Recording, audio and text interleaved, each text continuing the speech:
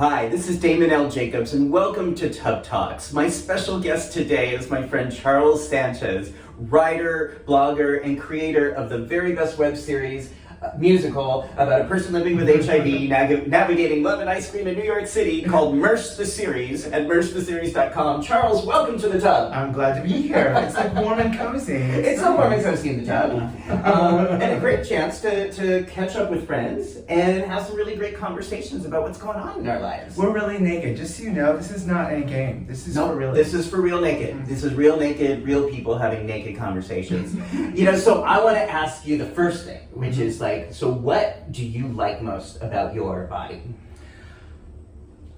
Okay, I have two answers to that. Yeah. The first thing is like the cheesy answer, which is like for family and my mother. Okay. My smile.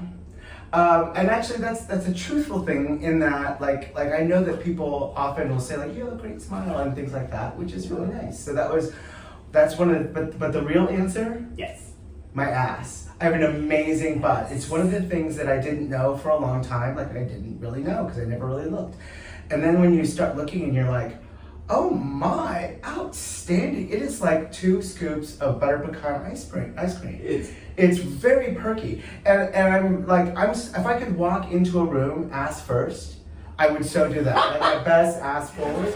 Well, there are some situations that can be. That's true. That could be. That's true. I mean, you have to have eyes in the back of your head, which I do not. But How did you? So did you see that yourself, or were other people affirming like you have a gorgeous ass? People had said that to me first, and then like in the age of dating and having to send pictures of yourself to people online, that happens.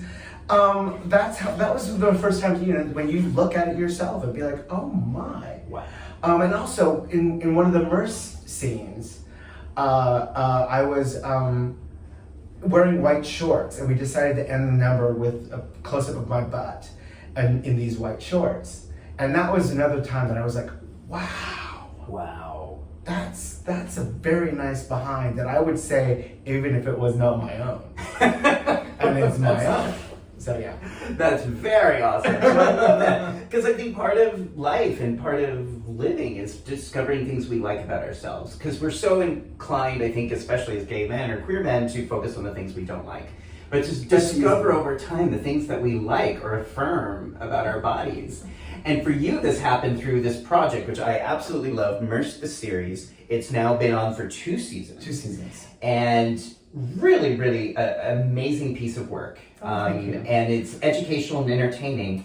But there was a really big change from season 1 to season 2 in terms of how you marketed the show. Can you talk a little bit about that? Sure. Well, our tagline for season 1 was life can be positive even when you're positive. So even when you're positive, life can be positive was the vibe for season 1. And for season 2, I started to realize like there was an apology there. Uh-huh. And I try not to apologize for things I don't have to. Yeah. And so we decided that how powerful it would be to take out the even. And if the phrase then became, life could be positive when you're positive. And it also then takes a lot more meanings. It's less about HIV and more about a globaler, more universal message about being positive. Yes. And the lead character is nothing if not that. He is he is me at my most happy, at my most joyous, and if I had absolutely no filter and didn't care what anybody thought about me. Love it. Love it. That's Merce. Love it. And you had 3 muses inspiring you throughout your life. Yes. Just followed me around to help me out. Yes. So do you feel like the messaging around you equals you and some of the changes in biomedical interventions informed how you felt about your character in season 2? Well, it certainly changed how I felt about myself. So any change that it would help it, that it wasn't in the writing and in the character, was what changed for me. The you equals you message, when I found out that I had been, because I've been living undetectable most of my HIV life. After I got diagnosed, I was put on meds, and pretty quickly I started testing undetectable. But to go back all that time and go like, wow, in all that time, I never even had the possibility of infecting anyone. I never did, and I never even could. Was so lovely, and was so I didn't even realize how powerful it made me feel, how much less sick in a way that I didn't even know I felt. It was amazing. So I think when that message started really becoming part of the zeitgeist and becoming more well known, it really informed how I felt about myself and certainly in the writing of Merce. And so I think the second season is a little bit snappier. I love that. Was any part of you ever angry that you hadn't been told that you were undetectable, was untransmittable, that didn't come from a medical professional, that came from a community member? Yeah, no, I didn't feel angry. I was just so grateful that it was true, and that that the messaging from the minute I got it, from the minute I spoke to Bruce Richmond, and that was really when I first heard it in the succinct way that we now know it, right? Yeah. And the message was really clear to me. I was just wowed and grateful.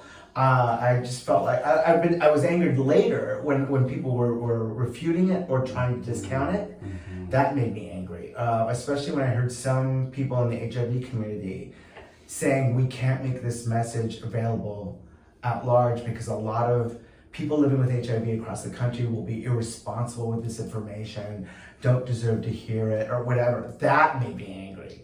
Anytime we discount people and think that they won't be able to get the message, or they won't, I just think that's crazy.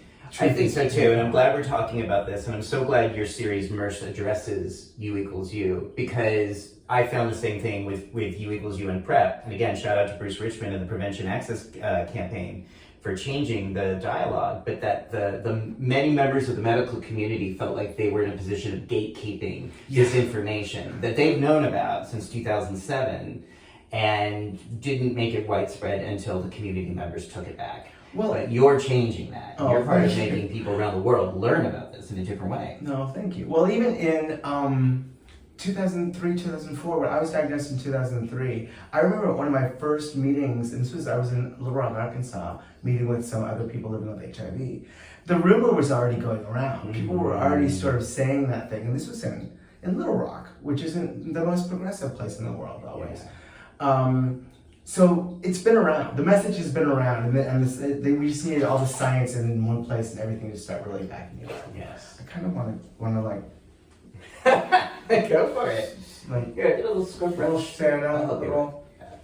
So now you're using your writing and the power of your voice on many different media sources. There you go. To help people learn not just about U equals U, but about so many other things, so many inspirational things. Tell us a little bit about the projects you're working on and the way you're doing interviews in this information age right now. Well, I have been a contributing editor for thebody.com for 5+ years. And last year when the pandemic hit, this pandemic I should say, but I felt really alone, and I knew that I wasn't alone in my aloneness, and I just wanted to find a way to connect. So The Body allowed me to use their Instagram platform to start reaching out to community members, you being one of them, and other people, grassroots people just like who work in AIDS service organizations across the country. Also, I've had a few celebrities. Talk about that. I've had name drop, Dr. Dimitri Deskalakis from the CDC. Yes. Olympic gold medalist Greg Louganis. Yes. Broadway stars Javier Munoz and Andre DeShields. Wow. So I've had some, I can't believe some of the people that have said yes to me. It's been. Who couldn't say yes to you? And then I'm also equally surprised at the people who say no. Why would somebody say no? You don't have to name drop it. Why would somebody not want to have a conversation? The people who said no have said now's not a great time, which is fair. And I had someone who's saying well, I'm working on writing a book right now, and so I really need to concentrate on that. But later, when I'm Translation: I'm sitting around watching Golden Girls. My ghostwriter is writing a book, and when I have something to publicize, I'll get when I call me need you. baby. Hey, that's all right. Whatever, it's out of my hands, and I've been lucky to have some amazing people, and so I try to keep it diverse, and so I feel really proud about that. I'm excited about that. Great conversations. We had a conversation, and it was a weird one because it was the day after the presidential election, And I was in a very different frame of mind. It looked pretty dire the day after. But then within 48 hours, we started to see the electoral landscape shift. But I was in a pretty dire place when we met. So now we have to do another one because I'm much more optimistic now than I was the morning after. But what was great about that conversation, because we were all kind of feeling that anxiety. And the leftover trauma that we had all experienced with Trump, and I hate even saying his name. And so I think that anxiety, that was one of the things that was great about that conversation, is we were able to talk about those feelings that everybody was having, and that moment, yeah, which historically was a unique moment. Thank you, voters. Thank you, Georgia. So tell me, who's our friend here? Oh, well, he doesn't have a name. He probably should. But Sorry, you tell me to stop. I'm not the only one that gets annoyed everybody. Although I need the reminder not to say should, but yes. Okay. Anyways, so this is a little rubber ducky that I was given about 15 or 16 years ago.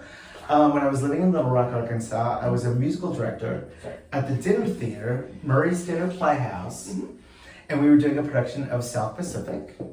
And Jenny Malone, who was playing Nellie, gave me this on opening night. Love that. And I've carried it with me. I just adore it, and I think it's ridiculous and hilarious. And I'd never seen a green rubber ducky before. Love that. It doesn't squeak though. Squeaks a little bit. But that's okay.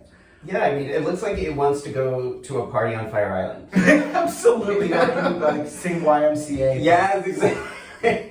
I love that, and that it's been with you, and you've carried it throughout your journey. Yes. I have a lot of, you can't see them in the bathtub, but my living room is full of symbols and toys and gifts that people have given me over the years. Some are here, some are missing, some are dead, some are alive, but I keep those mementos, and they're all over my bookshelf to, my friends that remind me of their energy and symbols. Absolutely. Yeah.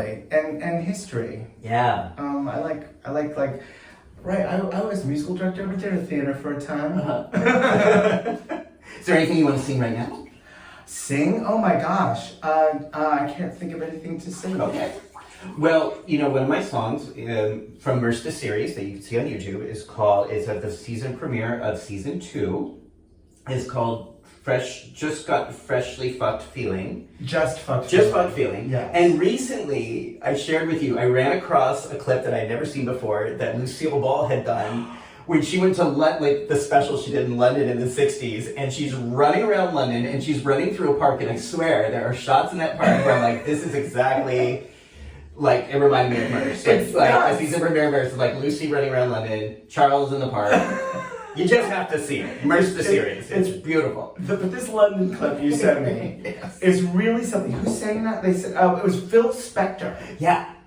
Nuts. Phil Spector and Lucille Ball. And so it's this really cool kind of groovy vibe, and she looks wonderful. Oh yeah. And there's even some crazy dancing. It's very go-go.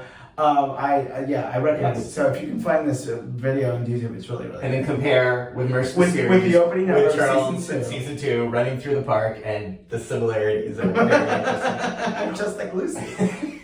So let's let people know where they can find you and see more of your interviews and more of your writing. Well, you can find my writing on thebody.com. I also have some things coming out in the September-October issue of Pause Magazine. Nice. So that's exciting. This is only the second or third time I've written for them, so that's great. Fun. I'm doing weekly Instagram conversations for The Body on their channel on 2 o'clock Eastern time every week. And you can find Merce at mercetheseries.com.